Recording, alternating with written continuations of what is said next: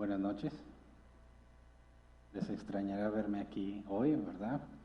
Pero estoy supliendo al pastor Antonio ya que está fuera de la ciudad debido a que su madre falleció. Acompañamos al pastor Antonio en su dolor.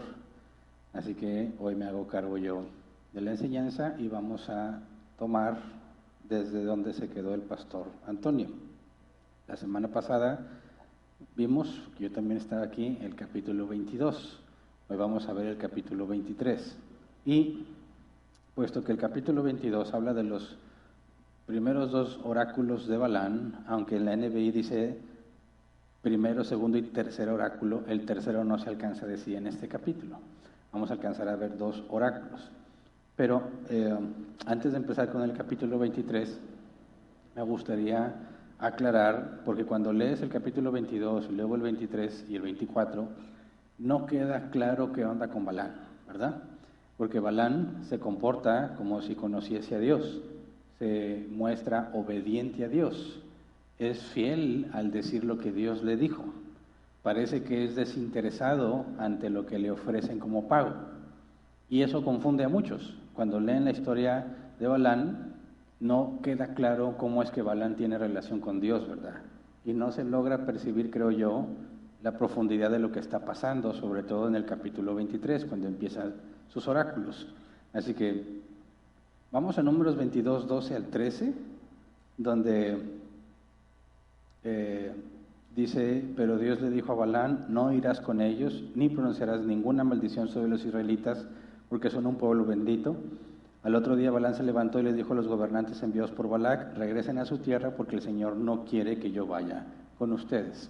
Leo esta porción porque esta porción, este versículo 12 y 13, hace inútil todo lo que pasa en el capítulo 23 y en el capítulo 24. Partiendo de esto, que fue lo primero que Dios le dijo, ¿verdad? Cuando moabitas y madianitas se unen para llamar a Balaam para que maldiga a los israelitas, mandan a un grupo de personas y luego los rechaza Balaam porque Dios le dice que no vaya con ellos y luego manda a personas más importantes. En esa segunda ocasión Dios le dice, ok, ve con ellos. Entonces fíjate bien, primero mandó hombres más comunes y Dios le dijo, no vayas con ellos. Mandó hombres más importantes y Dios le dice, ve con ellos. Pareciera que Balaam comprende que sí hay forma de hacer cambiar de opinión a Dios. Porque los primeros hombres que fueron, Dios no quiso que fuera. Con los segundos sí quiso. Y luego está el relato de la burra, ¿verdad? Que Dios manda a su ángel para hacerle ver a Balaam que está haciendo algo equivocado. Pero Balaam solo está obedeciendo lo que Dios le dijo, aparentemente, ¿no? Que fuera con ellos. Cuando Balaam se propone ir con ellos, aparece el ángel y le dice que está haciendo algo mal. Y dices, ¿qué es lo que está haciendo mal? Si fue Dios quien le dijo que fuera, ¿verdad? Y luego, si vas a Números 22, 18 al 19, a pesar de lo que ofrecían como pago, Balaam responde así, dice, pero Balaam le respondió, aun si Balac me diera su palacio lleno de oro y de plata, yo no podría hacer nada grande ni pequeño, sino ajustarme al mandamiento del Señor mi Dios. Ustedes pueden también alojarse aquí esta noche, mientras yo averiguo si el Señor quiere decirme alguna otra cosa. Fíjate el vocabulario de Balaam. Dice, no podría hacer nada grande ni pequeño, sino ajustarme al mandamiento del Señor mi Dios. Tiene vocabulario como de israelita, de alguien que conoce a Dios. No, o sea, tengo que obedecer al Señor mi Dios. Y eso confunde. Y sé que confunde mucho a los cristianos cuando alguien habla con vocabulario cristiano. Por eso estoy haciendo énfasis en estas cosas. Muchas veces he escuchado muchísimas personas que hablan como cristianos y se portan como cristianos y la gente de inmediato los acepta como hermanos en Cristo. ¿Qué te hace pensar que es cristiano? Por cómo habla. Me acuerdo cuando iba como invitado a un programa de radio y supuestamente era una estación cristiana, un canal cristiano específico, y había muchos que hablaban ahí supuestamente de la palabra de Dios. Y me tocó estar viendo tras la ventana de la cabina a algunos cristianos en su programa, como hablan: hermanos, Dios les bendiga, les deseamos abundantes bendiciones, que el Señor les prospere en toda su obra, etcétera, etcétera. Y tú dices, hablan como cristianos. Pues luego mandaban a cortes comerciales, y si hubieras escuchado las palabrotas que decían mientras estaban en los comerciales, te dabas cuenta efectivamente que no son cristianos. Regresaban del comercial y seguía: hermanos, aquí estamos bien bendecidos con la palabra del Señor. Y dices, qué hábiles son para aprender el lenguaje cristiano. Les hablas a los cristianos como cristiano y te creen. Lo más triste era ver todas las llamadas que recibían: este programa es de gran bendición, el Señor me habló, etcétera, etcétera, y no saben qué tipo de personas son las que están en el micrófono y que los están descaradamente engañando. Ahora, todos ahí sabían quiénes eran ellos y cómo hablaban, y lo triste es que ven como todos los que escuchaban, agradecidos por la palabra de Dios, etcétera, etcétera, y a mí me daba mucha vergüenza, porque era claro ver cómo era sencillo engañar a los cristianos al hablarles como cristiano. Entonces, el hecho de que alguien diga gloria a Dios, aleluya, en ninguna manera significa que conoce a Dios, o que sea de Dios, o que su mensaje es de Dios. Por eso, fíjate, las palabras de Balaam. Primero decía, no importa que me des, ¿qué dice? Me olvida literalmente. Me dieras su palacio lleno de oro y de plata, yo no podría hacer nada grande ni pequeño, sino ajustarme al mandamiento del Señor mi Dios. Ustedes pueden también alojarse aquí esta noche mientras yo averiguo si el Señor quiere decirme alguna otra cosa. Y aquí ya empieza a sonar sospechoso si pones atención, porque Dios la primera vez le dijo, no vas y no pronunciarías ninguna maldición, ¿verdad? Ahora, si Balaam efectivamente se sujeta solo a lo que dice el Señor, ¿por qué insiste? ¿Me explico? ¿Por qué insiste? Pero como habla, como se comporta, y como vamos a ver que va a hablar en el capítulo 23, algunos tienen serias dudas acerca de Balaam.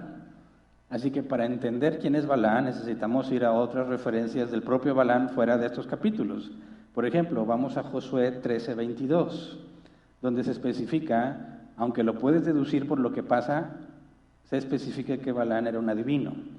Josué 13:22, los israelitas pasaron a filo de espada a muchos hombres en el campo de batalla, incluso al adivino Balaam, hijo de Beor. Es un adivino, ¿verdad? Luego vamos a Números 24:1.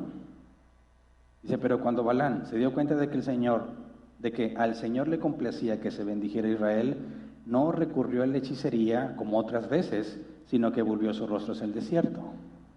Era un hechicero. Luego vamos a 2 de Pedro 2, 14 al 16. Dice, tienen los ojos llenos de adulterio y son insaciables en el pecar. Seducen a las personas inconstantes, son expertos en la avaricia, hijos de maldición. Han abandonado el camino recto y se han extraviado para seguir la senda de Balaam, hijo de Bosor. Aquí Bosor es porque en la Septuaginta está esa palabra en lugar de Beor, que es el hebreo. Dice, a quien le encantaba el salario de la injusticia, pero fue reprendido por su maldad. Su burra, una muda bestia de carga, habló con voz humana y refrenó la locura del profeta. Aquí le llama profeta. Ya le dijeron adivino, hechicero, y está validado con el original. Esas son las palabras. Adivino, hechicero. Aquí dice que le encantaba el salario de la injusticia y que era profeta. ¿Era Balaam un profeta de Dios? No puede ser un profeta de Dios si es hechicero, ¿verdad? Si es adivino. Si le encanta el salario de injusticia, así que es un falso profeta,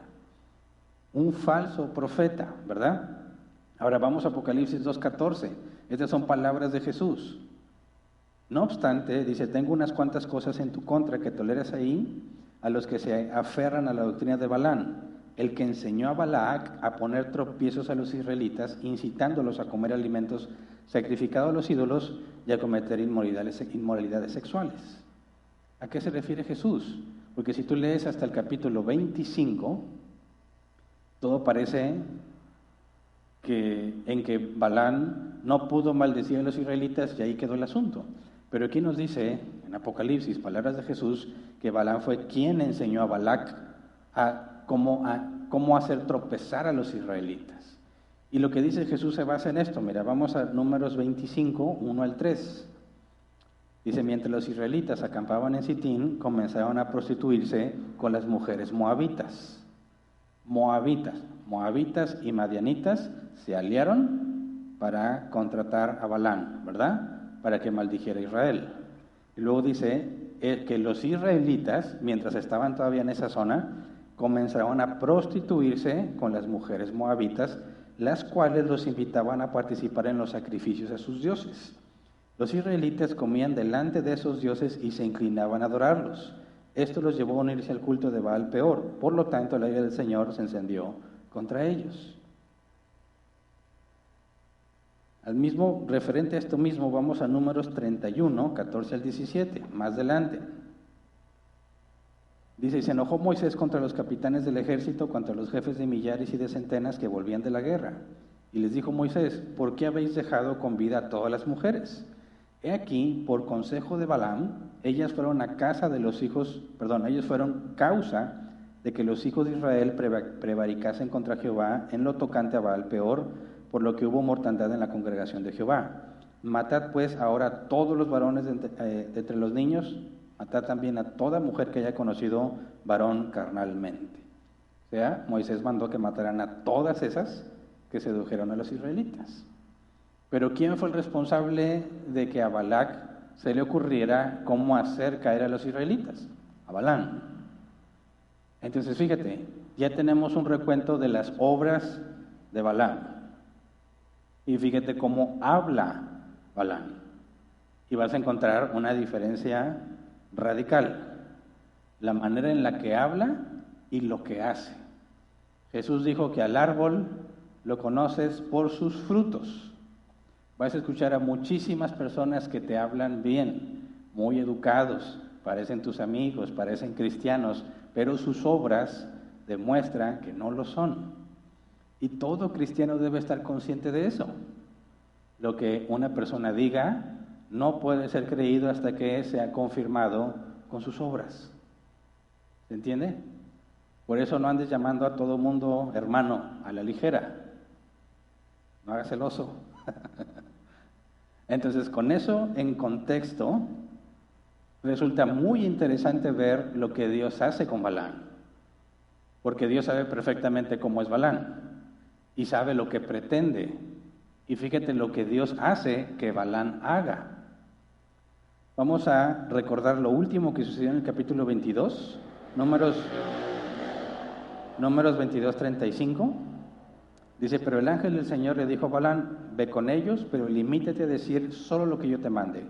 Y Balán se fue con los jefes con los jefes que Balac había enviado. Luego brincamos al versículo 41. A la mañana siguiente, Balac llevó a Balán a Bamot Baal, desde donde Balán pudo ver parte del campamento israelita. Y es lo último del capítulo 22. Ahora, capítulo 23, versículo 1 al 3. Balán le dijo a Balac, edifícame 7 altares en este lugar y prepárame 7 novillos y 7 carneros. Balac hizo lo que Balán le pidió y juntos ofrecieron un novillo y un carnero en cada altar. Entonces Balán le dijo a Balac, quédate aquí al lado de tu holocausto mientras yo voy a ver si el Señor quiere reunirse conmigo. Luego te comunicaré lo que Él me revele. Y se fue a un cerro desierto. Fíjate la estrategia de Balán. Dios ya me dijo que venga, así que hay esperanza de que me puedan dar el pago. Yo solo voy a decir, dijo Balaam, lo que Dios me diga, ¿verdad? Así que hace holocaustos. Acuérdate que los israelitas no inventaron los holocaustos ni los sacrificios de animales. Lo hacían muchísimas naciones, incluyendo Egipto, donde estaban. De hecho, la primera referencia a un holocausto está en Génesis, en el caso de Abel, hermano de Caín, que ofreció un cordero. No sabemos cómo se les instruyó, no sabemos cómo sabían, pero era una costumbre general de todos los pueblos, aun siendo paganos, que los sacrificios de animales eran para los dioses. Así que Balán dice, haz sacrificios. Los que estudiamos juntos Levíticos sabemos que a Dios le agradan los sacrificios, pero no el sacrificio en sí, sino las condiciones y la intención de por qué se hace el sacrificio. ¿Qué es lo que está buscando Balán al insistir en que a ver si Dios está dispuesto a maldecir a Israel y él recibir un pago. La intención de Balaam es persuadir a Dios de alguna manera para lograr lo que él busca. ¿Y qué es lo que hace? Ofrece holocaustos, que es lo que se supone que le agrada a los dioses. ¿Se entiende? Primer oráculo de Balaam, Números 23, 4 al 10. Dice, Dios vino a su encuentro y Balaam le dijo, he preparado 7 altares y en cada altar he ofrecido un novillo y un carnero. Fíjate que es lo primero que le dice Balaam a Dios. Ya te di un holocausto, ya te di una ofrenda, ¿verdad? En el contexto pagano, ¿para qué se daba ofrendas a los dioses? ¿Alguien se acuerda? Para poder recibir algo a cambio, un favor. En el contexto pagano, los dioses necesitan una especie de alimento y oraciones de parte de los hombres para poder vivir. Y cuando los dioses reciben lo que ellos necesitan, están dispuestos a concederte algo. Tristemente muchos cristianos piensan así, ¿verdad?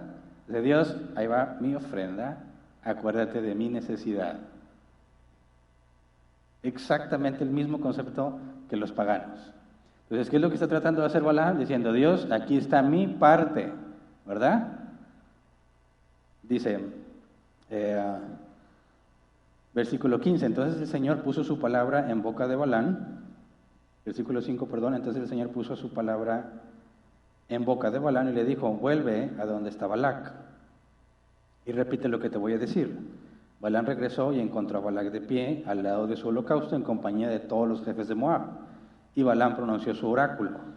De Aram, de las montañas de Oriente, me trajo Balac, el rey de Moab. Ven, me dijo, maldice por mí a Jacob. Ven, deséale el mal a Israel. Pero ¿cómo podré echar maldiciones sobre quien Dios no ha maldecido? ¿Cómo podré desearle el mal a quien el Señor no se lo desea? Desde la cima de las peñas lo veo, desde las colinas lo contemplo. Es un pueblo que vive apartado, que no se cuenta entre las naciones. ¿Quién puede calcular la descendencia de Jacob tan numerosa como el polvo, o contar siquiera la cuarta parte de Israel? Sea mi muerte como la del justo, sea mi fin semejante al suyo. Y ahí hay alguien sordo, ¿verdad?, con la música. Te digo que está sordo porque tiene que subirle para que escuche. Bueno, mensaje de Dios repetido fielmente, ¿verdad? Es el oráculo de Balaam. ¿Qué es un oráculo? En el hebreo la palabra es mashal, parábola o proverbio. Se nos traduce como oráculo, que, si tú buscas un diccionario en Google, dice mensaje o respuesta que las pitonisas y sacerdotes daban en nombre de los dioses a las consultas. Entonces, esa era la práctica. De hecho, el pago a Balaam era la costumbre. Tú ibas con un adivino y le das dinero para que te adivine el futuro. Hoy en día se usa la misma práctica, ¿verdad? Siempre en enero salen todas estas señoras que leen el tarot. ¿Por qué en enero? A veces me lo pregunto, ¿verdad? No en diciembre, en enero. Cuando empieza la cuesta de enero y empiezan los problemas y quieren saber cómo les va a ir en el futuro. Y para que la señora te lea las cartas o lo que sea que lea, tienes que pagar. Pagas y te dan un oráculo. Es el mismo concepto que le ofrecen a Balaam, es el oráculo de Balaam, pero es palabra de Dios, ¿verdad? Y Dios le dice, versículo 8, que le dice que diga, ¿cómo podré echar maldiciones sobre quien Dios no ha maldecido? ¿Cómo podré desearle el mal a quien el Señor no se lo desea? Y esta es la respuesta a muchísimas personas que en varios años me han preguntado, hermano Hernán, ¿qué pasa si alguien me maldice? ¿Qué pasa si alguien te maldice? ¿Qué responderías? No pasa absolutamente nada, porque nadie puede maldecir a quien Dios no ha decidido maldecir. Nadie puede hacerle mal a quien Dios no ha decidido hacerle mal. Y te lo digo porque hasta los que se dicen cristianos maldicen. Y no maldicen de que se les salga una de antes, no estoy hablando de eso. Estoy hablando que dicen, ahora en el nombre de Jesús tomamos la autoridad y el poder y maldecimos a fulano y mengano y sutano y así y así, como varias veces me han maldecido a mí. Y al día de hoy no se ha cumplido nada de lo que dijeron. Y me tienen totalmente despreocupado desde el día que me maldijeron hasta hoy. ¿Por qué? Porque Dios ha decidido bendecirme y no maldecirme. Y nunca me va a maldecir. ¿Cómo puedo saber que nunca me va a maldecir? Porque me dio la salvación. Soy uno con su Hijo. Al verme a mí, ve a su Hijo. Jamás seré maldecido. No importa quién se proponga maldecirte. ¿Qué hay de la brujería entonces? ¿Qué tal si amaneces, abres la puerta de tu casa y hay una gallina ahí ensangrentada, y pelos y cosas así? He escuchado cristianos que me dicen, oye hermano, estoy bien preocupado porque me echaron una gallina. No sé qué hacer. Digo, pues cómetela o algo, sácale provecho, pero no te preocupes. ¿Por qué no me debo de preocupar? Ahorita lo leemos. Vamos a ver primero la reacción de Balac, porque Balac está diciéndole, te voy a dar una buena recompensa si me los maldices. Aquí está, ya hice los sacrificios que me pediste. Subes a hablar con Dios, regresas y le dice, no se puede maldecir a quien Dios no ha maldecido, ¿verdad? Reacción de Balac, Números 23, 11 al 13. Entonces Balac le reclamó a Balán, ¿qué me has hecho? Te traje para que lanzaras una maldición sobre mis enemigos y resulta que no has hecho más que bendecirlos. Pero Balán le respondió, ¿acaso no debo decir lo que el Señor me pide que diga? Entonces Balac le dijo, por favor ven conmigo a otro lugar, desde allí podrás ver solo una parte del pueblo y no a todos ellos, y les desearás el mal. Fíjate bien. Balán contesta, ¿acaso no debo decir solo lo que el Señor me pide que diga? Y eso parece que habla muy bien de Balaam, ¿verdad? Porque en lugar de maldecir, fue fiel al mensaje de Dios. Y afirma, yo solo voy a decir lo que Dios diga. Pero en realidad, cuando le dice Balac, ven conmigo a otro lugar, desde ahí podrás ver solo una parte del pueblo y no a todos ellos, y les desearás el mal, ¿qué responde Balac? Vamos. ¿Cómo que vamos? Acaba de decir Dios, no puedes maldecir a quien Dios no ha maldecido. Balac le propone, vamos a otro lugar y desde ahí les maldices, y Balán dice, hagámoslo, es una buena idea. ¿Cómo? No está razonando lo que Dios está diciendo por medio de él. Sigue dispuesto a intentarlo de otra manera, en otro lugar. Chance y ahí sí quiera Dios maldecirlos. ¿Se entiende? Números 23, 14 al 24, segundo oráculo de Balán. Así que lo llevó al campo de Sofín en la cumbre del monte Pisgah. Allí edificó 7 altares y en cada uno de ellos ofreció un novillo y un carnero. Pausa. Imagínate a Balac. ¿Cuántos animales traía? Ahí van todos con el animalero, ¿verdad? A subir a algún lugar. Tenía que ser en alto para que se vean los israelitas. Matan a unos animales. ¿Qué tan tardado es eso? Muy tardado. Y luego dice, ¿sabes qué? Vámonos a otro lugar. Ahí van con el animalero a otro lugar. Y ahí también tienen que repetir lo mismo, ¿verdad? Versículo 15. Ahí Balán le dijo a Balac, quédate aquí, al lado de tu holocausto, mientras yo voy a reunirme con Dios. El Señor se reunió con Balán y puso en boca de éste su palabra. Le dijo, vuelve a donde está Balac y repite lo que te voy a decir. Versículo 17. Balán se fue a donde estaba Balac y lo encontró de pie al lado de su holocausto en compañía de los jefes de Moab. Balac le preguntó, ¿qué dijo el Señor? Entonces Balán pronunció su oráculo. Levántate, Balac, y escucha. Óyeme, hijo de Zippor. Dios no es un simple mortal para mentir y cambiar de parecer. ¿Acaso no cumple lo que promete ni lleva a cabo lo que dice? Se me ha ordenado bendecir y si eso es lo que Dios quiere, yo no puedo hacer otra cosa. Dios no se ha fijado en la maldad de Jacob ni ha reparado en la violencia de Israel. El Señor su Dios está con ellos y entre ellos se le aclama como rey. Dios los sacó de Egipto con la fuerza de un toro salvaje. Contra Jacob no hay brujería que valga, ni valen las hechicerías contra Israel. De Jacob y de Israel se dirá, miren lo que Dios ha hecho. Un pueblo se alza como leona, se levanta como león, no descansa hasta haber devorado su presa y bebido la sangre de sus víctimas. Ok, primero, versículo 19, Dios no es un simple mortal para mentir y cambiar de parecer. Balac está tratando de que Dios cambie de parecer. Y Dios dice, no, Dios no es un hombre para mentir y cambiar de parecer. ¿Pero a qué se refiere? ¿A que Balac trata de convencerlo? No, a la promesa que hizo Abraham. Prometió que su descendencia heredaría esa tierra. Y dice Dios, yo no cambio. Así que se va a cumplir, independientemente de la maldad de Israel, del pueblo. Porque no los defiende, ¿verdad? No dice que sean buenos. Dice el versículo 20, se me ha ordenado bendecir y si eso es lo que Dios quiere, yo no puedo hacer otra cosa. Sí, así dice, pero no hace, ¿verdad? Versículo 21, Dios no se ha fijado en la maldad de Jacob, ni ha reparado en la violencia de Israel. Dice, sí, Jacob es malo, el pueblo es malo, pero he decidido no darles lo que se merecen. ¿Por qué? Por la promesa a Abraham. Ahora, aquí estamos nosotros, porque somos malos. Nos equivocamos, pecamos y nos rebelamos. Y Satanás nos acusa. ¿Por qué Dios no nos hace justicia? ¿Por qué no nos aniquila? Porque lo merecemos. Porque Él decidió no fijarse en nuestra maldad, sino regalarnos su justicia.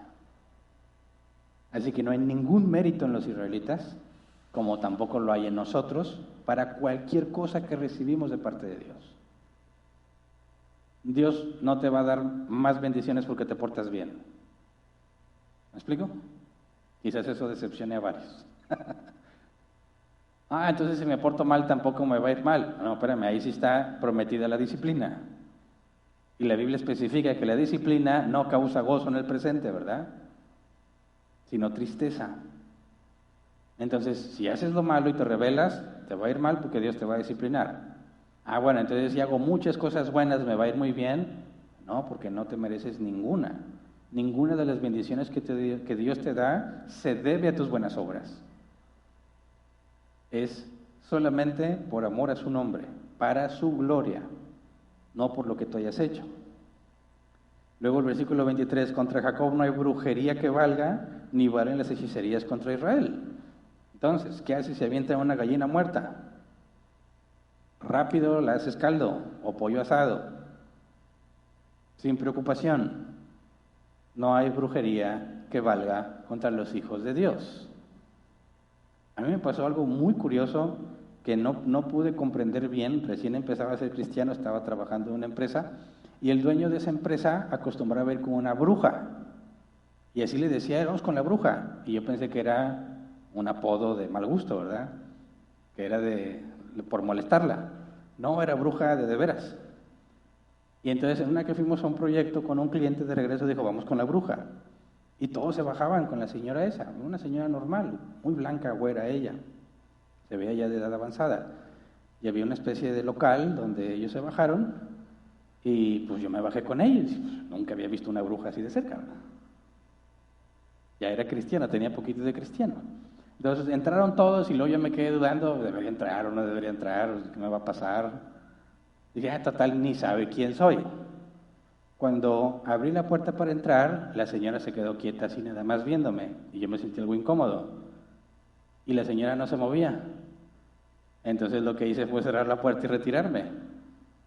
Me fui al carro y cuando regresaron dijeron, ¿qué onda? ¿La conoces a la señora?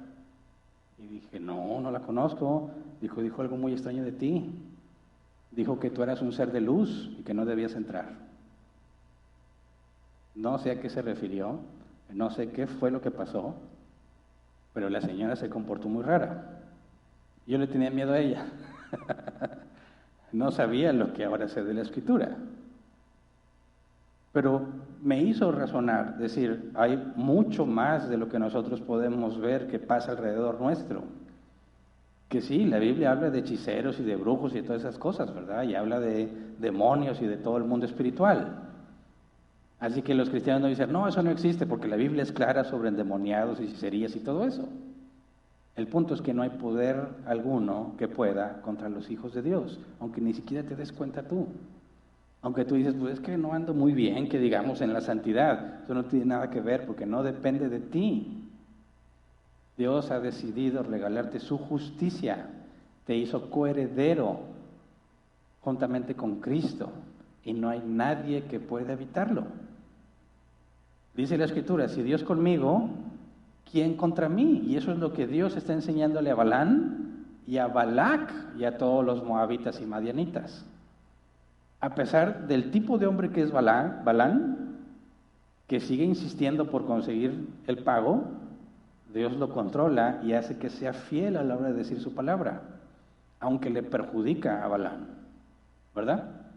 Entonces, ninguna brujería puede dañar a los hijos de Dios, ni el mismo Satanás puede dañarte, a menos que Dios se lo autorice. Lee el libro de Job, cuando Jesús también le dijo a Pedro en la última cena, Satanás los ha pedido para zarandearlos como a trigo. Los ha pedido. Tiene que pedir permiso para hacerlo. Si no, no hay nada que pueda hacer en tu contra. Ahora, ¿qué pasa si Dios ya le dio permiso? Pues ya que lo aceptas. Agradeces, porque es para tu bien. A Pedro lo transformó completamente ese evento, ¿verdad? Nada que ver el Pedro cobarde con el que vemos en el primer discurso, en el Pentecostés. Fue tratado por su traición, o porque Dios permitió que fuese tentado y que cayera. Tampoco fue en vano lo que sucedió con Job. Job al final dijo, de oídas te había oído, mas ahora mis ojos te ven. Él le había servido a Dios toda su vida y después de lo que le pasó reconoció que no conocía a Dios. Y fue Dios quien le dio permiso a Satanás de quitarle todo lo que tenía. Así que el cristiano no le tiene miedo a los brujos, ni a esos supuestos cristianos que andan maldiciendo a la gente, ni al mismo Satanás. Cuando nos va mal y dicen, es que te embrujaron, que no es que me hayan embrujado, es que Dios permitió que yo fuese tentado y que cayera, porque está tratando conmigo, así que no tienes por qué tenerle miedo a nadie. Entonces, reacción de Balac, Números 23, 25 al 27. Balac le dijo entonces a Balán, si no los vas a maldecir, tampoco los bendigas. Balán le respondió, ¿acaso no te advertí que yo repetiría todo lo que el Señor me ordenara decir? Balac le dijo a Balán, por favor, ve conmigo que te llevaré a otro lugar. Tal vez Dios le parezca bien que los maldigas desde ahí. ¿Te das cuenta? La necedad. Están escuchando lo que Dios dice. Y Balac dice, está bien, vamos a otro lugar, chance lo convencemos. ¿Y qué responde Balán? Estoy de acuerdo. Tanto Balac como Balán, aunque están recibiendo palabra de Dios, no pueden comprenderla, porque están obsesionados en conseguir lo que ellos quieren.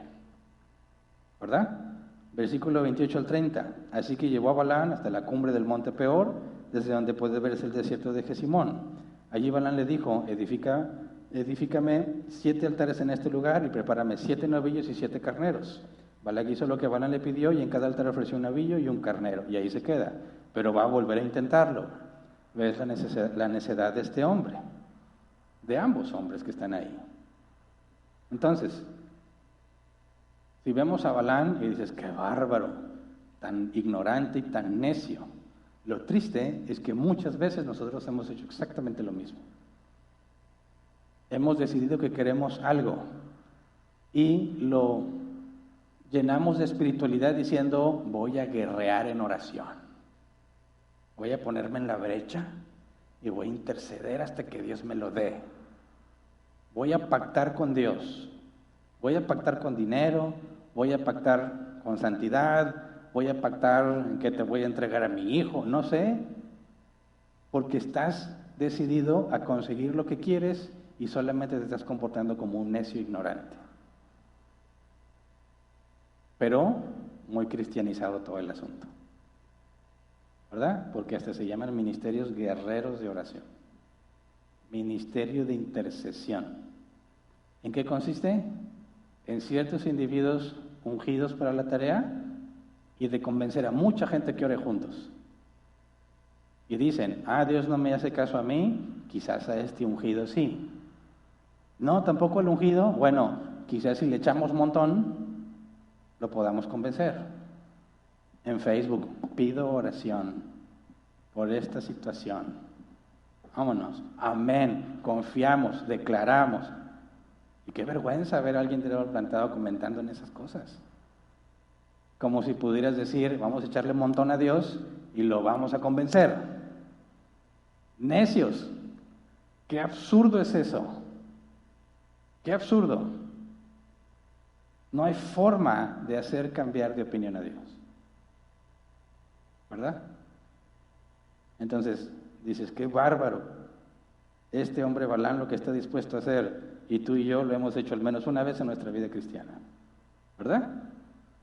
Tratar de convencer a Dios de que nos dé lo que queremos, proponiéndole o tratando de hacer trueque, o dándole como si no tuviera, como si le faltara, o como si pudiera decir, Bernal, primero no me habías convencido, pero después de este pacto que me das, después de esta jugosa ofrenda, como que me estás convenciendo.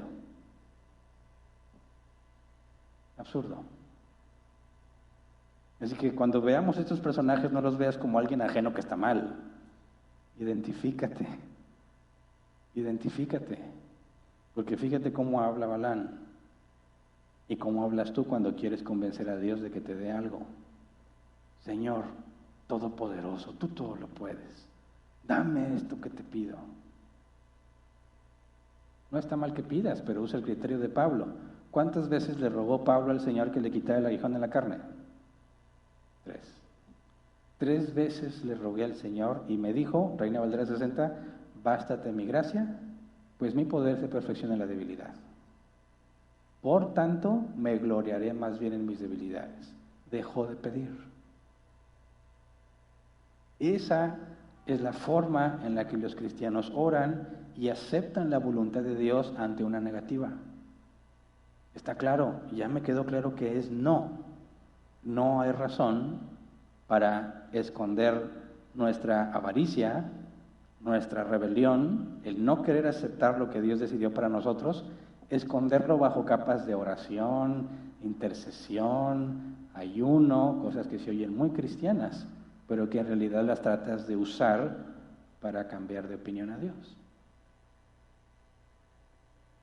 Muy fácil cometer el error de Balaam.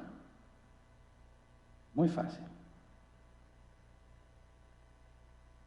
Así que sí, hay que tener cuidado de esos cristianos, entre comillas, que tienen vocabulario cristiano. Y mira, en mi experiencia, mientras más cosas dicen cristianizadas, más peligrosos son.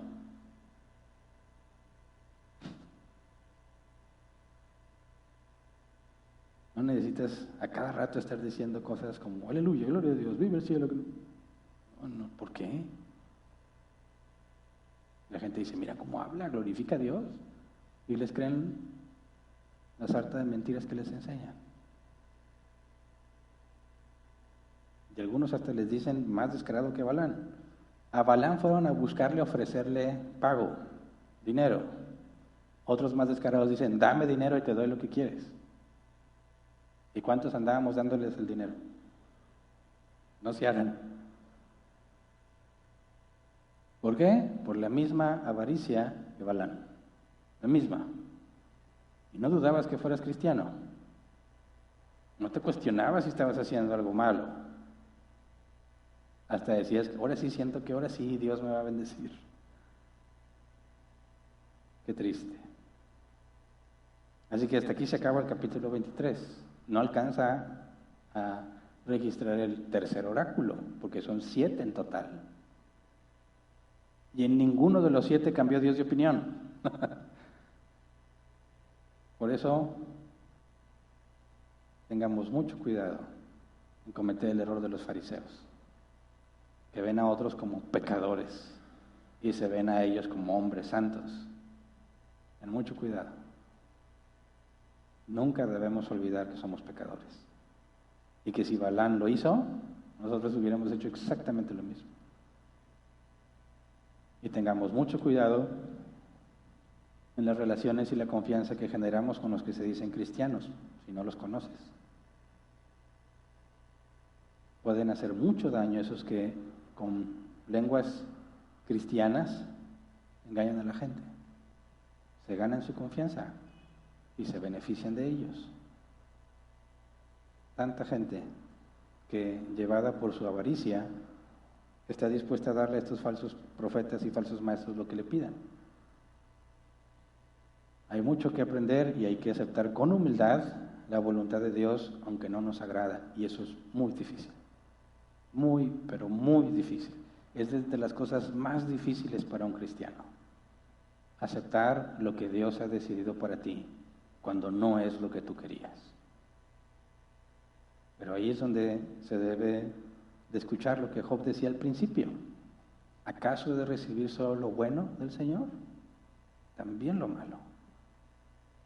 Porque confiamos en Él. Tiene buenas razones para hacerlo, aunque no las puedo comprender ahorita, pero tiene buenas razones para permitirlo. Y llegará el día en que diga, entiendo. Y diré como el salmista, me hizo bien ser afligido, porque ahora entiendo tu ley. ¿Se entiende? Entonces vamos a ponernos de pie y vamos a orar.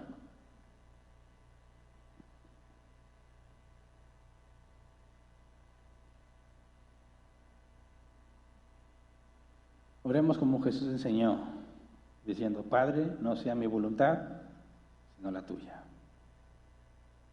Y si tenemos un no como respuesta o silencio, contentémonos con eso. ¿Verdad? Que Dios nos dé contentamiento. Vamos a orar, Señor, gracias por todo lo que no deseábamos que permitiste que pasara en nuestras vidas, por todo aquello de lo que huíamos, pero tú lo hiciste que nos encontráramos directo con eso. Cada vez que estuvimos enfermos, cada vez que estuvimos en crisis, cada vez, Señor, que nos traicionaron, cada vez que fuimos defraudados, cada vez que nos quedamos sin trabajo, cada vez que las cosas salieron mal, cada vez que derribaste nuestros planes, gracias, gracias, Señor, porque no nos permitiste hacer lo que nos parecía mejor, porque no nos entregaste a nuestros propios pensamientos. Perdónanos, Señor, por las veces que hemos desconfiado de lo que otros puedan hacer con nosotros. Hemos desconfiado de ti pensando que hay alguien que pueda tener poder sobre nosotros. Perdónanos, Señor, porque olvidamos que eres todopoderoso y pensamos que alguien puede frustrar tus planes o que nosotros mismos podríamos frustrar tus planes si lo propusiéramos. Líbranos de la necedad y de la ignorancia, Señor. Ayúdanos a razonar tu palabra para aplicarla a nuestras vidas. Ayúdanos a vivir confiados en ti, a pesar de que no veamos la salida. Tú has decidido bendecirnos y ya nos diste todas las cosas en tu Hijo. No hay nada que nos separe del amor de Cristo, dice tu palabra. Ayúdanos a ser congruentes en nuestras acciones con esto que hemos creído, Señor, con esto que sabemos. Que nada nos separará de tu amor, ni lo alto, ni lo bajo, ni lo profundo. Ninguna cosa creada, dice tu palabra. Ayúdanos, Padre, a ser coherentes en nuestra forma de vivir.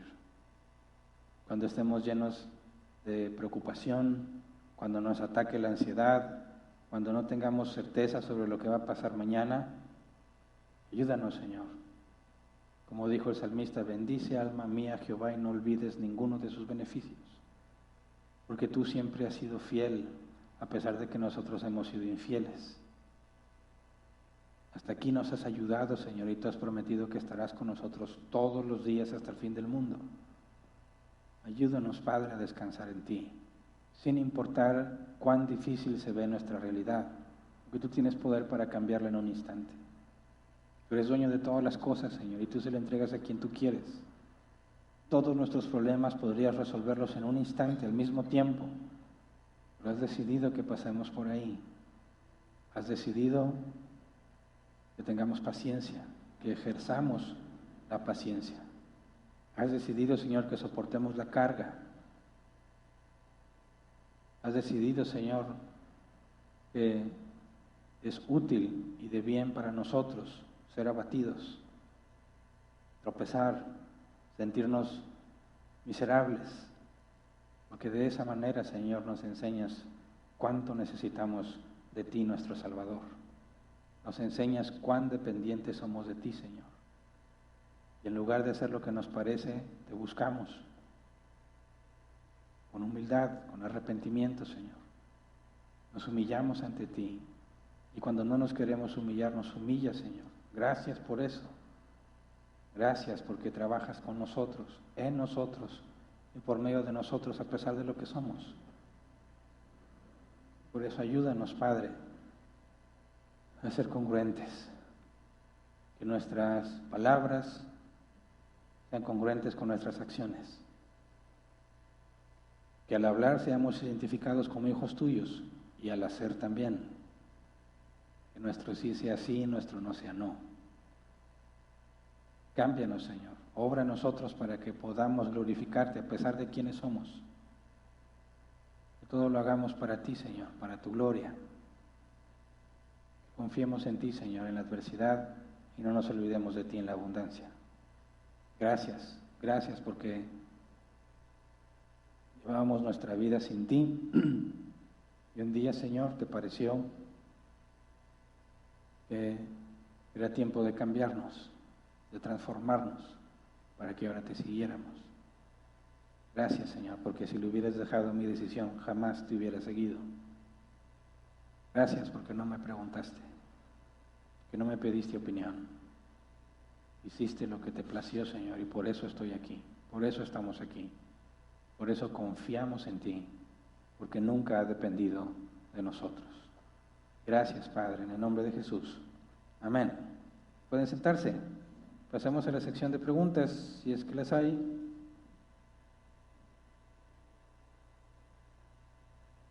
Dedicaremos un máximo de 15 minutos a tratar de responderlas. Ayer tuvimos nuestra primera sesión de preguntas de este año. Volveremos hasta dentro de 2 semanas. Y bueno, como ya hay varias preguntas, voy a empezar a leer.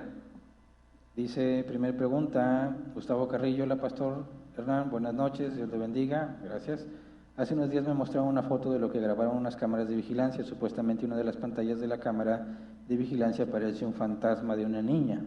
Cuando vi la foto no creí que haya sido un fantasma o algo parecido. ¿Cómo podemos responder a estos tipos de supuestas apariciones de fantasmas? Muchas gracias, Pastor Hernán. Bueno, el concepto de fantasmas es tan antiguo como cuando los discípulos vieron a Jesús caminando sobre el agua y dice, se asustaron porque pensaban que veían un fantasma, ¿verdad? Así que desde hace mucho está esta idea de este tipo de apariciones, pero la Biblia no nos da información de qué son o cuál era la creencia popular en aquel entonces. ¿Cuál podría ser una respuesta bíblica en nuestro caso? Bueno, sabemos que no hay comunicación entre los vivos y los muertos, ¿verdad? Y que el solo hecho de intentar hablar con un muerto está prohibido desde la ley de Moisés, ¿verdad? Es como si fuese una especie de idolatría. Pero vemos que en el caso de Samuel, a pesar de que la pitonisa era una farsante, Dios hizo que Samuel hablara con Saúl. Y Samuel reconoce que ha sido despertado de su sueño. Así que es posible en determinadas circunstancias, por la voluntad de Dios, que un vivo pueda hablar con un muerto. Tenemos al menos ese caso de Samuel. Pero que los muertos anden por ahí paseándose en la calle, no hay nada en la Biblia que siquiera sugiera que algo así puede pasar, ¿verdad? Entonces, como nos corresponde, tenemos que analizar primero las cosas partiendo de una explicación natural. ¿Cuál sería una explicación natural a eso que se está viendo? Primero, checar si no es una falsificación, que sobreabundan, ¿verdad? Y a veces son muy convincentes. Vete a ver una película de Marvel y se ve impresionantemente real y sabes que todo es falso. Casualmente los videos de fantasmas y ovnis siempre tienen pésima calidad, ¿verdad? No tienen mucho presupuesto, me imagino. Pero el punto es primero descartar lo natural, ¿verdad? Si no queda duda de que es algo real, entonces partimos a una explicación. Partiendo de la Escritura, no hay comunicación entre vivos y muertos. Pero sabemos que Satanás, sus demonios, tienen autoridad delegada por Dios en distintas ocasiones para alterar el orden natural. Por ejemplo, la forma en que murieron los hijos de Job, como murieron las bestias de Job, fue algo sobrenatural que Dios le dio poder, la autoridad a Satanás para que lo hiciera. Entonces, en esa instancia podríamos decir, no es un muerto, pero tal vez algo que Dios haya permitido para que la gente continúe en incredulidad. Pero llegar a ese punto tendrías que descartar con certeza que es real lo que estás viendo en ese video y nunca vas a llegar a ese punto, ¿verdad? Porque nunca sale realmente quién toma el video y cuando lo toman siempre salen que son falsificaciones. Cuando aparece yo tomé el video, casi siempre en todos los casos que yo he visto se demuestra que es falso. Entonces el camino es ese, lo natural y después buscamos lo espiritual. Siguiente, Perla M, ¿cuál es el fin de la oración como se menciona en 1 Timoteo 2? Exhorto ante todo a que se hagan rogativas, oraciones, peticiones y acciones de gracias por todos los hombres, por los reyes y por todos los que están en eminencia, para que vivamos quieta y reposadamente en toda piedad y honestidad. Pues acuérdate que la palabra oración en griego debe traducirse como intercambio de deseos. Por ejemplo, piensa en los tiempos en que leí la segunda carta de Pedro. Nerón estaba matando a los cristianos y también estaba la instrucción de orar por todos los que están en autoridad. O sea que los cristianos estaban orando por Nerón, para que Dios cambiara a Nerón, y Nerón nunca cambió, ¿verdad? Sino que se ensañó con los cristianos y los mató de formas totalmente despreciables. O sea que oramos no para que Dios cambie las cosas, ¿verdad? Oramos para decirle a Dios, esto es lo que deseamos, esto es lo que creemos que nos ayudaría, esto es lo que creemos que nos edificaría más, pero no hagas lo que nosotros queremos, sino lo que tú quieres. Y algunos dicen, entonces, ¿para qué oro? Bueno, la Biblia dice que a Dios le agrada que le pidas. Pero si, dijo Jesús, si ustedes siendo malos saben dar buenas cosas a sus hijos, o sea, si un hijo te pide de comer y si no le das una serpiente, ¿cuánto más Dios les dará lo que es bueno, verdad? Al Espíritu Santo quien se lo pida. Entonces, a Dios le agrada que le pidamos, y el propio Jesús dijo que si pedimos conforme a su voluntad, no será hecho. Eso pone una cláusula. Una oración cumplida es cumplida porque eso es lo que Dios quería, ¿verdad? Porque era conforme a la voluntad de Dios. O sea, que ninguna oración ha sido contestada por el hecho de que es una oración, sino toda oración que ha sido respondida favorablemente es porque esa era la voluntad de Dios. Entonces, cuando nosotros luchamos con lo que nos está pasando y nos cuesta aceptarlo, oramos para ser transparentes con Dios. No podemos engañar a Dios. No podemos decirle, gracias Señor, estoy muy contento con lo que me das, y por dentro todo amargado. No, eso es imposible. Lo haces, pero no puedes engañar a Dios. Tú le dices a Dios, Dios, no aguanto lo que me está pasando, me parece que es injusto. Yo quisieras esto y esto y esto, pero sé que soy un necio muchas veces y que yo no veo todo lo que tú ves. Así que soy honesto contigo, así me siento, pero no hagas lo que yo te pido, sino lo que tú crees que es mejor. Y eso nos hace descansar en Dios y nos hace ser transparentes ante Dios en lugar de ser hipócritas tratando de ocultar lo que sentimos. No lo hacemos, fíjate bien, si Dios es soberano y tiene control sobre todas las cosas, ¿por qué querrías cambiar sus planes? ¿Por qué querrías cambiar los planes de Dios? No hay razón para creer que los cambie a menos que sea un deseo egoísta, ¿verdad? Entonces, si tú crees que puedes darle un mejor ejemplo, un mejor caso, un mejor camino a Dios, estás muy equivocado. Él considera que ese es el mejor. ¿No nos agrada? Le decimos, pero le pedimos que no haga lo que nosotros queremos. Entonces, cuando oramos por las autoridades, por los que están en eminencia, ahora en día será gobernadores, alcaldes, lo que tú quieras, no lo haces pensando en que de repente toda la sociedad va a estar bien, ¿verdad? Sino que dices, oye, hay mucha corrupción. Señor, si te place, que baje la corrupción. Haz que se sientan mal esos corruptos. Que le bajen a lo que están haciendo. Pero, Señor, no se haga lo que yo quiero, sino lo que tú quieres, ¿verdad? ¿Se entiende el propósito de la oración? Dios tiene control de todo, Él hace siempre lo que es mejor porque es sabio, de manera que ninguno debería atreverse a tratar de cambiar sus planes. Siguiente, Luis García, buenas noches Hernán, duda. La práctica pagana de recibir una retribución material o algún favor por parte de las deidades paganas, no que las haya, ya que sabemos que solo hay un Dios, podemos también compararla con lo que le pasó a Giesi, el siervo de Eliseo, al buscar y aceptar la atribución de Naamán, la cual fue rechazada por Eliseo y la cual tuvo como consecuencia la lepra para él y sus hijos. Bueno, en el caso de Giesi sí, pero hay que recordar que cuando Saúl fue a consultar a Samuel, también le llevó dinero, ¿verdad? Era la práctica común, pero hay una distinción, ¿verdad?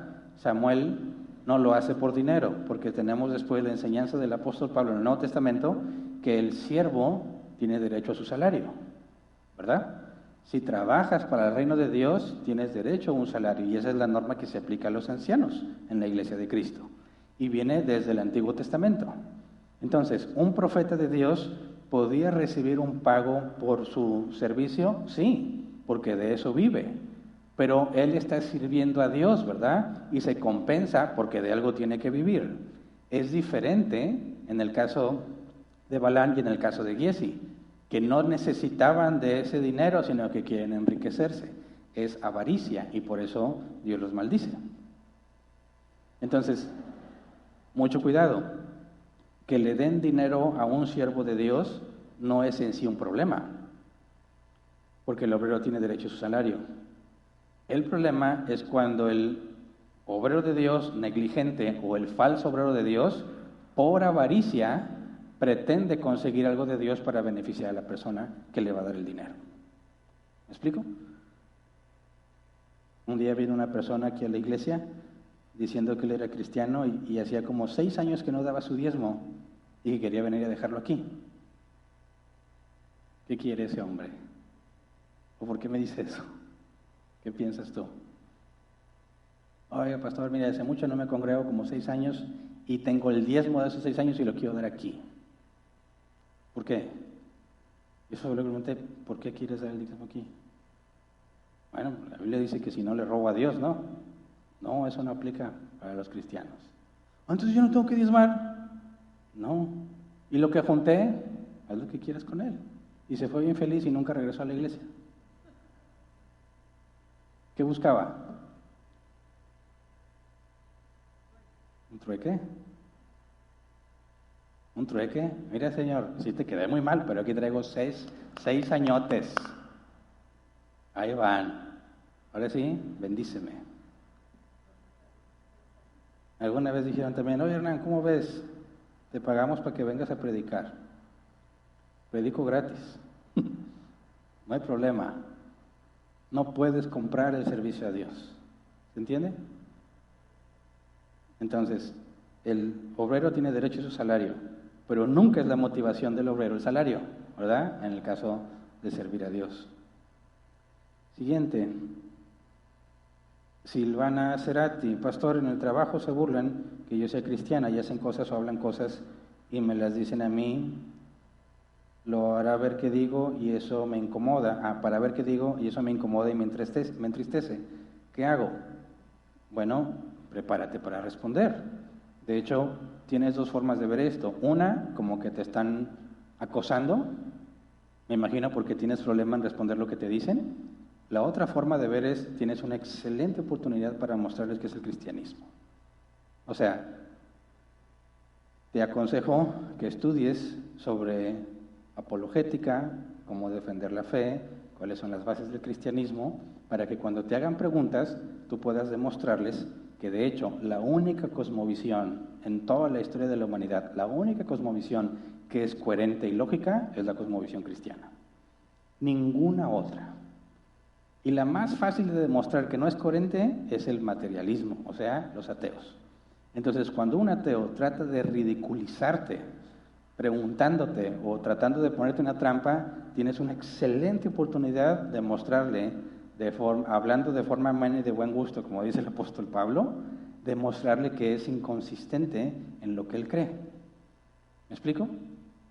Hay un mandato, Pedro lo dice, debemos estar listos para dar razón de la esperanza que hay en nosotros cuando se nos demande.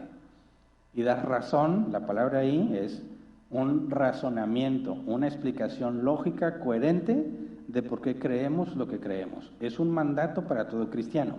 Entonces tú examínate a ti misma, qué tan bien estás obedeciendo ese mandato. Porque si te preparas y sabes cómo responder ante las objeciones más comunes, vas a estar ansiosa de que te pregunten, porque ya sabes cómo mostrarlo.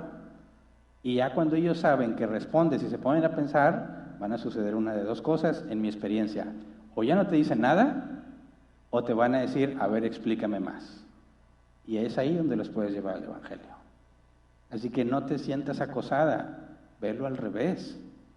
Dios está poniendo en evidencia que no estás preparada para responder, lo que implica que has sido, perdóname, pero has sido negligente, porque es un mandato. Es un mandato a todos los cristianos. Entonces, prepárate, analiza lo que te están preguntando. ¿No sabes qué responder? Pregunta, busca en internet. Hay muchísima información de cristianos bíblicos en cómo responder objeciones y cómo responder ante supuestos retos al cristianismo para que puedas responder como corresponde, ¿verdad? Y argumentar no salva a nadie. El Evangelio es lo que salva. Argumentar no salva a nadie, pero argumentar destruye las barreras que hace que muchas personas nieguen o ridiculicen el Evangelio, porque ellos tienen un concepto erróneo de lo que es el Evangelio. Y cuando tú das una explicación razonable, muchas veces esa barrera se cae y empiezan a ver el cristianismo de una manera diferente. Y en mi experiencia, muchas veces Dios usa eso para traerlos a su reino. En ningún momento dar respuesta o argumentar es sustituto del Evangelio, en ningún momento. Simplemente es quitar el estorbo para que escuchen el Evangelio. Y iba a decir que ya no hay, pero llegó otra. Analí, buen día. Si nuestros hijos son cristianos, pero nosotros no sabemos si realmente lo son, ¿deberían casarse con un creyente o un incrédulo? Es que cuando hablamos de nuestros hijos y no sabemos si son cristianos o no, es porque están pequeños, ¿verdad? Y aunque les hables del Evangelio, no pueden entender del Evangelio, porque no tienen muchas veces todavía conciencia de lo que es el pecado, ni entienden la razón por la cual tenemos que ser salvados. Pero al llegar a cierta edad, de la adolescencia hacia arriba, ya son capaces de comprender lo que es el Evangelio. Y tú debes de empezar a explicarles o llevarles a comprender en qué consiste para que entiendan la necesidad que todo hombre tiene de un Salvador. Si ya están en edad de casarse y tú dices, no sé si son cristianos, algo está mal, ¿verdad? Porque lo puedes saber muy fácil.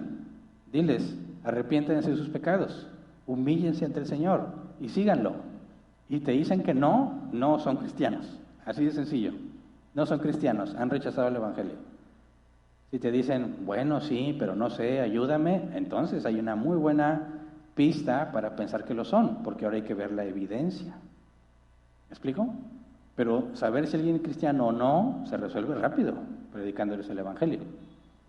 Si ellos dicen que creen el Evangelio, bueno, ¿dónde están tus obras? ¿Se entiende? Entonces no hay por qué permanecer en la duda de si son o no son. Salga de dudas de una vez y dése cuenta de quiénes son sus hijos. Pero repito, si son muy pequeñitos, no hay forma de saberlo. Si toda su vida han sido criados en las cosas cristianas, se vuelve difícil determinar si hay un cambio, porque siempre han vivido como cristianos. Pero el deseo de perseverar en las cosas de Dios solo está en los cristianos. Y eso es lo que ahora sí te deja ver si tus hijos efectivamente son o no son de Cristo. Al día de hoy, ¿verdad? Porque eso no significa que nunca vayan a hacerlo. Y ahora sí se acabaron, y se acabó el tiempo, ¿verdad? Bueno. ¿Hay algún aviso para en línea? Ok. Próximo sábado, junta de miembros a las 7:30, ¿verdad? Todos los que somos miembros tenemos el compromiso de asistir, es una junta informativa. Y de este sábado al otro es la reunión de mujeres, ¿verdad? Por la gloria de Cristo, ese es el tema, a las 10 de la mañana, para mujeres de árbol plantado o no, que no son de árbol plantado, incluso ni siquiera se requiere que sean cristianas. Lo único es que no las traigas engañadas, ¿verdad? Diles de qué se va a tratar. Qué feo es engañar a la gente para que llegue a la iglesia. No, a la gente no se le trae con engaños. Es una charla, una enseñanza sobre la cosmovisión bíblica aplicada a las mujeres. Y si está interesada, aunque no sea cristiana, es bienvenida. Entonces, esos son los dos avisos, ¿verdad? Es todo, entonces terminamos con la transmisión. Si Dios quiere, nos vemos el domingo para empezar a estudiar la crucifixión. Y bueno, el próximo miércoles muy probablemente ya estará el pastor Antonio de regreso. Es todo, cuídense, Dios los bendiga y nos vemos la próxima reunión.